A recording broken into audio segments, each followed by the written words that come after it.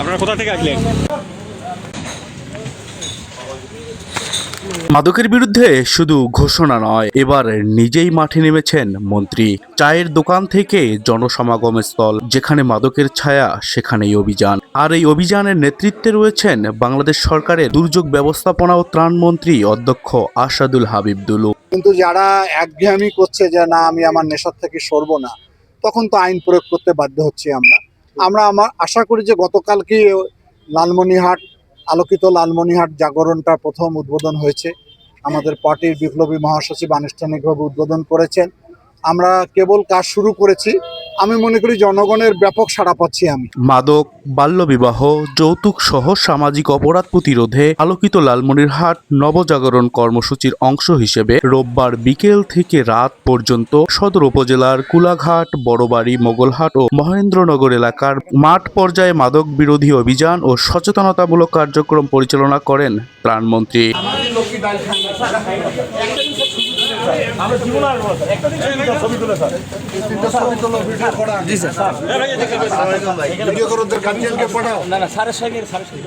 অভিযানে ১৯ জনকে আটক করা হয়। তাদের মধ্যে ১৬ জনের ডোপ টেস্টে একাধিক মাদকের অস্তিত্ব পাওয়া যায়। ১৬ জনকে ইতিমধ্যে ডোপ টেস্ট করিয়েছি, যে ১৬ জনের শরীরে মাল্টিপল অ্যাডিকশনের তথ্য পাওয়া গিয়েছে।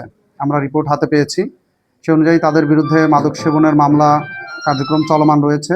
৩ জনকে মাদক সহ ধরা হয়।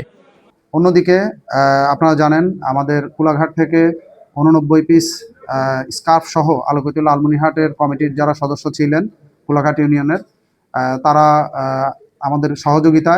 তাদের সহযোগিতায় আমরা সহ একটি অভিযান করে একটি মোটরসাইকেল এবং একজন ব্যক্তিকে গ্রেপ্তার করেছি। এবং অন্যদিকে পৌরসভাধীন ৪ নং ওয়ার্ড থেকে আমরা ৫০ পিস ট্যাপেন্ডারজল ট্যাবলেট সহ ২ জন ব্যক্তিকে গ্রেপ্তার করতে সক্ষম হয়েছি। এ সময় বিভিন্ন চায়ের দোকান ও জনসমাগম স্থলে মাদক বিরোধী প্রচারণাও চালানো হয়। স্থানীয়রা বলছেন, নিয়মিত এমন অভিযান চললে মাদকের বিস্তার কমবে। কিছু মাদক সেবনকারীকে আমরা ভালোভাবে বুঝাচ্ছি, বলছি যে ভাই আপনি যদি সেবন করেন তাহলে আপনার বাচ্চা কাচ্চার ভবিষ্যৎ নষ্ট হবে। অনেক আমরা মাদক সেবী যারা নিশাগত করছি, আমরা তাদের কান ধরে উঠা বসা করে তাকে ছেড়ে দিছি। অদাবদ্ধ হচ্ছি যে আমরা মাদককে আমরা সাথ দিব না, আমরা মাদক মুক্ত বাংলাদেশ করতে চাই, লালমনিরহাট করতে চাই। আমরা এভাবে কাজ করা যাবে না, এরকম কাজ করলে আমাদের এরকম হবে, শাস্তি দেবো আমরা, বা ধরে চালান দিয়ে দিব, পুলিশকে দেবো, এরকম বলছি। ইতিমধ্যেই আমরা যখন ওইখানে অভিযান দেওয়াকালীন আমাদের একটা ছেলে আসে ওখানে পুলিশ নিয়ে, পালসার গাড়ি নিয়ে ওই ছেলেটা আমরা যখন ধরি তখন ছেলেটার কাছে স্কার্ফ সহ আমরা এখানে জমা দিই ৮৯ পিস।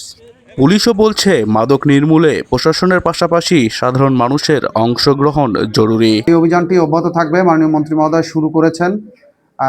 এই অভিযানটি আলোকিত লালমনিরহাটের কমিটির মেম্বার সহ আমরা যারা আইন শৃঙ্খলা বাহিনীর সদস্য আছি, লালমনিরহাট জেলা পুলিশ তথা সদর থানা পুলিশ সবসময় এই অভিযানের সপক্ষে থাকবে এবং এই অভিযানকে তাদের সাথে সহযোগিতা করে এই উপজেলা তথা এই সমাজকে বা এই লালমনিরহাট জেলাকে মাদকমুক্ত করতে আমরা সচেষ্ট থাকবো সর্বদা। মন্ত্রী বলেন, এই কর্মসূচির লক্ষ্য কাউকে আটক করা নয়, বরং জনসচেতনতা সৃষ্টি, সামাজিক প্রতিরোধ গড়ে তোলা এবং মানুষকে মাদক সহ সামাজিক অপরাধ থেকে দূরে রাখা। তিনি আশা প্রকাশ করেন, সবার সম্মিলিত প্রচেষ্টায় গড়ে উঠবে একটি আলোকিত লালমনিরহাট। আসলে গ্রেপ্তারটা তো আমাদের মুখ্য উদ্দেশ্য নয়। আমাদের উদ্দেশ্যটা হচ্ছে মানুষকে সচেতন করে আনা, যাতে করে এই সমস্ত সামাজিক অপরাধের সঙ্গে যুক্ত না থাকে। তো যারা আমাদের এই আহ্বানে সাড়া দিচ্ছে তাদেরকে আমরা স্বাভাবিক জীবনে ফিরে আসার জন্য বলছি, সহযোগিতাও করছি। কিন্তু যারা একঘেয়েমি করছে যে না আমি আমার নেশার থেকে সরবো না, তখন তো আইন প্রয়োগ করতে বাধ্য হচ্ছি আমরা। আন্দোলন, গণজাগরণ তৈরি করতে হবে, যার ফলে শুধু মাদক নয়, জুয়া, ক্যাসিনো, এর বাইরে যৌতুক, বাল্যবিবাহ, 4টি যে সামাজিক অপরাধ সমাজকে ধ্বংসের শেষ জায়গায় নিয়ে গেছে, সেখান থেকে মানুষকে স্বাভাবিক জীবনে ফিরে আনতে হবে। নাহলে পরিবারে শান্তি থাকবে না, সমাজে শান্তি থাকবে না। এই কারণে আইন শৃঙ্খলার অবনতি ঘটছে। সবকিছু মিলে আমি অত্যন্ত আশাবাদী যে অল্প কিছুদিনের মধ্যে লালমনিরহাট আলোকিত হয়ে উঠবে।